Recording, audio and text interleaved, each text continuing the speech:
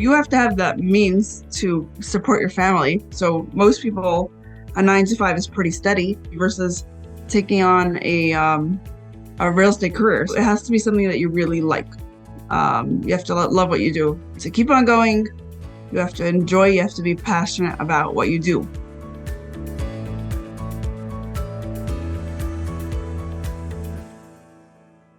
Welcome, everyone, to the Road Less Traveled Show. This is a show about people that were successful in a previous career and left that career to go down a different path. I'm your co-host, Richard Coyne. And your co-host, Bill Zahller. On today's show, we're so pleased to have Esther Reizes-Lowenbein with us. Esther, welcome. Thanks for having me. Absolutely, Esther. Well, thanks again for being on the Road Less Traveled Show. If we start with, if you could tell the audience a little bit about your background and what initial career you started in, how long you were in that line of work. I'm a speech language pathologist, currently not practicing. Graduated 2007 while I was expecting my second child. That's my reference. And I worked in the field for about 10 years or more until I decided one day to dive into real estate, and here ever since. Nice. What real estate did you pick? Is it multifamily? What avenue? Yeah, so the reason I decided to switch there were several reasons, but one of them was that I just wasn't feeling motivated or excited or fulfilled. So I was trying to find something to do that I don't have to go back to school for. And I'm an extrovert, so I figured real estate might be my place. So initially, I always felt like I wanted to join commercial real estate, but the broker of the group that I joined convinced me to start on the residential end first, which I did for a while. And then I'm like, no, I knew it. I go straight back to commercial, and that's where I belong. So I began initially as a realtor in the space, and I had a client that was looking for equity. And at the time, I knew nothing about raising equity, but I figured I'll do the guy a favor since I sold him a property. And that kind of threw me into the equity game. I started learning more about the whole equity business, started connecting co-GPs and JVs, and then I decided to obtain the goal of starting my own fund. So I started my own Delaware Series SPV fund, deal by deal. For right now, maybe eventually I'll start a blind pool fund. I got into the equity business, and we are also investors. So I'm in the commercial real estate space as a realtor, investor, and capital connector. Nice. So you're not doing anything with the speech pathology anymore. So good. That's very cool. How you kind of got here. It's always interesting to hear people's background stories. We start in different paths, and that isn't where life always keeps us. And that's why we call this show the Road Less Traveled Show. People have gone down a different path. And so Esther, if you can think back maybe to your speech pathology days, maybe something else you've done along the way. Is there a funny story you can share? Something that happened to you along the way? Good question. I don't know if this is a funny story, but I worked in an all boys school with all male teachers for a long time. And I was once pregnant at the beginning of one of my pregnancies, and the vomiting kicked in right in front of all these teachers. So that was like quite embarrassing. That comes to mind. Working in an all male school, and me being just like newly pregnant. So that was embarrassing. Yeah. Oh man. Nothing to do with speech, but that was just the setting of work. Right. Well, that'd be a little bit of a challenge when all males around you and the only female. So yeah. There's some other. It was actually fun because we were a bunch of female therapists that worked in the school, so we had a great time. It was really nice, but I just got burnt out of working with on one-on-one. I didn't find it that fulfilling. I felt like I had something more to give. Mm-hmm. So I guess I fell into real estate. My husband laughs that we just I literally fell in one day. He's like, I would have quicker imagined you on a stage in Vegas than commercial real estate. But here we are. That's funny. Yeah. Well, excellent. Well, Esther, what was you mentioned the fulfillment aspect. I think it's probably one of the keys, but was there a deciding factor that made you go into real estate? You weren't quite satisfied with your original job. How did you, make that transition and a little bit more into that? You touched on it briefly, but can you get a little bit more into that? Sure. So I had just moved to Rockland County from Brooklyn. I was living in Brooklyn, New York. Also, the speech therapy system was very different in Brooklyn. It was so much easier to find jobs and work in one setting. Over here, the agencies get cases in random locations. So there's a lot of traveling, Hmm. which I was not in the mood of, like traveling every half hour somewhere else. So that kind of like really was one factor. There was another factor that my sixth child was born with some medical issues. Actually, he was born with almost everything I learned in my speech language pathology career, like schooling. He had a tracheostomy, he had a G tube, so he had to learn how to eat. He had to be taught, he had to go through the whole breathing. He was in the hospital for a long time, so that kind of like really got to me. And I think like mentally, I just couldn't continue after dealing with him. Um, so that was another factor. I feel like God sent me to that career maybe just to deal with him, and then once I was done with him, I was able Hmm. to move on. I don't know. I only noticed this afterwards. It wasn't like a conscious decision. It was afterwards, like when everything pieced together. I'm like, wow, maybe that all came about for His purpose. Hmm. Um, why real estate? I didn't want to sit through another 6 years of school, and real estate was just a 75-hour course. So I figure, you know what? Let's try this out. I'm an extrovert. I like meeting people. I like seeing nice houses. So like it was like sort of like why not?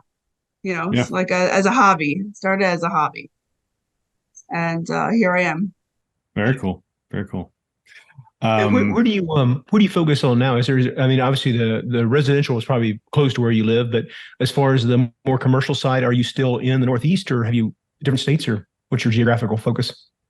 Yes, I don't really do residential anymore. My focus is commercial. My map is the US of A. I'm all over the place. I've been focusing a lot in the last 3 years on the equity side, just because, as I started transacting, I guess I talk a lot and people found out about what I do. The demand just kept on going. So I kind of found myself in the equity space since COVID time. So that's pretty much what I've been focusing on. My husband and his partners are investors, so I've been sourcing deals for them as well. I have been closing some deals as a realtor too, but I've been mainly focusing on the equity. Hmm. Now I actually have some deals that I'm working on as a broker, as a salesperson. So I'm all over the place and all over the US, pretty much. Very nice. Nice. Yeah, Esther, if I can great. Yeah, ask, great. Multiple. if I can ask, how's your son doing now? Is he in good, much better shape? Oh, thanks for asking. He's 8 years old. He's so cute. He's adorable. He obviously has like some slight delays just because he was sitting in a hospital bed for so long, and he had to learn how to eat. He was G-tube fed, so he has like these weird taste eating habits or foods that he likes. But thank God, he's so cute. He's so smart. He's a really cute character. Yeah, Yeah. he's very fun.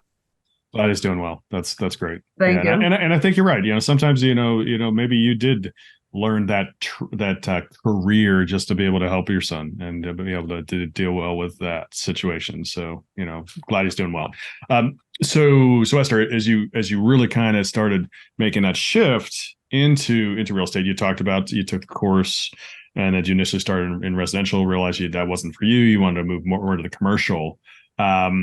And then along the way, you also found yourself in that fundraising mode. Are there some obstacles you had to overcome, maybe as you were kind of really making that transition you can share? Sure. So I knew nothing about real estate. Absolutely nothing. You're gonna laugh. Like when we bought our home like 6.5 years ago, my husband took care of the whole process and he's like, oh, I'm getting a mortgage. Like he's working on the mortgage. I'm like, what's a mortgage? That's how little I knew at the time. So I just didn't have to know that, right? I knew Yeah. everything about language pathology, but I never dealt with it. He was involved in real estate before, but I never paid attention to it.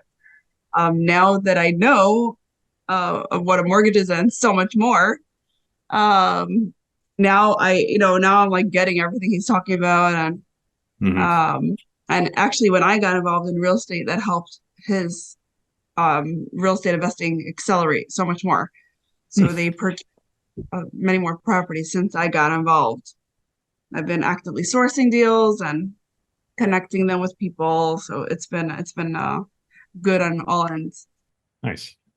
Yeah, minus the last year. It's not been so good. Yeah, it's a tough year. Yeah. Market's tough with rates where they are and inflation, etc. Yeah, few changes in the equity markets. Yeah. Yeah. Yes. Exactly. Yeah. Wes, as you look back, what was one of the your first victories you'd say as you transitioned to your new career path that really kind of solidified the fact that this was something that was achievable and you could scale this? Well, obviously the first closing, right? So that was like my in, right? When you're getting to real estate, you're dealing with, the big boys. You're dealing with people that know what they're talking about. When you're selling a residential house, the realtors are pretty much selling themselves. Like, what's there to see, right? The house is the house. And when you're dealing with commercial, you really have to know what you're talking about. You have to know all the terms. You have to know the financing terms. You have to be able to decipher different locations, demographics, cap rates, and all these metrics, the IRR, the equity multiple. You have to know what you're talking about. You can't just walk in and present the building and that's it.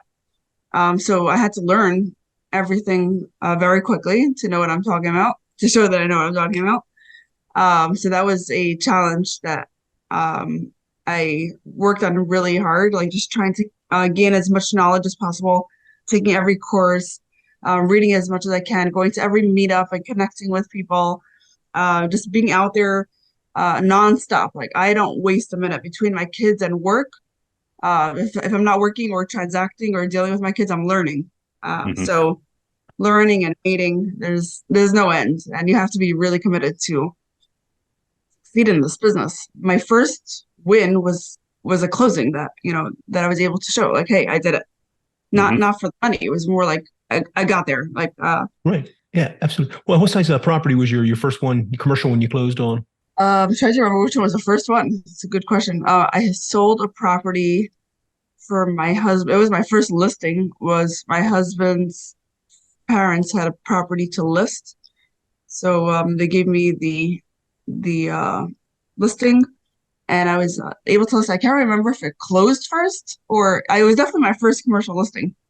So it was a small. It wasn't significant, but it was like 1.2 or 1.3 million. I'm forgetting already. It was a 5-unit residential property in Brooklyn, New York.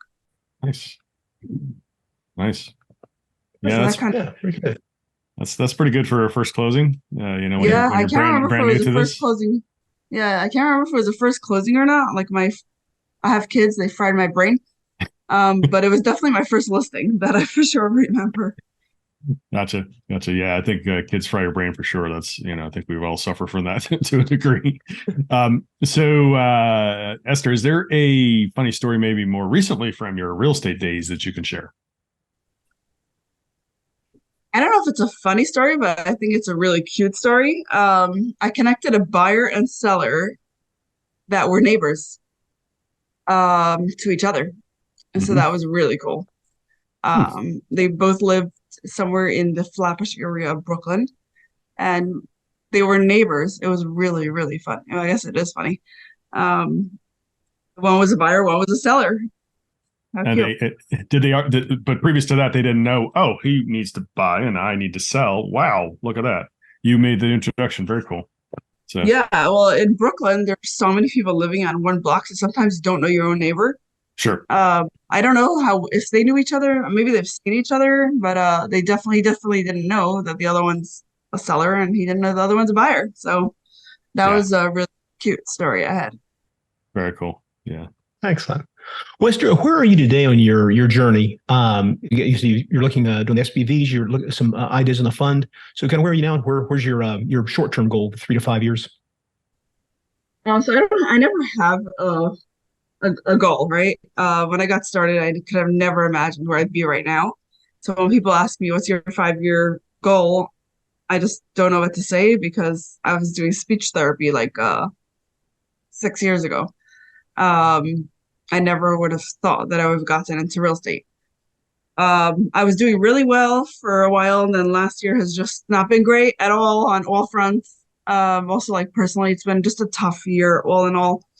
So I guess my goal for my very short-term goal is that got to be better than it was this past year. Mm-hmm. So I'm also working on some personal stuff this year. I decided to, just take care of my own stuff as well. In terms of business, I'm still at it. Like I still don't have time to waste in between my kids and my personal stuff that I'm doing. I'm still transacting, Mm-hmm. working as a realtor and as a capital connector. So I haven't done much LP raising in the last year. I've been doing a lot of co-GP JV connecting. Mm-hmm. So it's also been slow, but that's what I'm focusing on right now. Connecting co-GPs and JVs. So if someone has a property, they're looking for 10 million, I'll find that one investor that would come on as an active partner Mm-hmm. and connect the two of them versus syndicating the deal from limited partners. Okay. Gotcha. Excellent. Yeah. Esther, obviously you're busy with quite busy with the family and quite busy with your career and what you do in terms of brokerage and capital connecting and et cetera. But is there something that you do, maybe it's personally, perhaps through your business, that you do to give back to help others in some way that you can mention, you can share? Oh, we're very big on giving back. So we've been fortunate to help several organizations and just some private people in need. We actually like the private people because we know where the money's going to directly. Mm-hmm. Unfortunately, there's so many people in need of food. In our area, my husband was involved in opening a soup kitchen to feed the hungry. And it's frightening to see how many people just don't have money for food. It's really tough times. So we've been very focused on just helping that amongst other organizations such as there's an organization that helps children with special needs. As a speech language pathologist, I used to work with many of those children, so they have a special place in my heart. But sadly, there are so many individuals that are just living in severe poverty, and that's what we really like to give straight to the individuals. And there's no shortage. Yeah, unfortunately, that's the case. There's definitely no shortage of it. Yeah.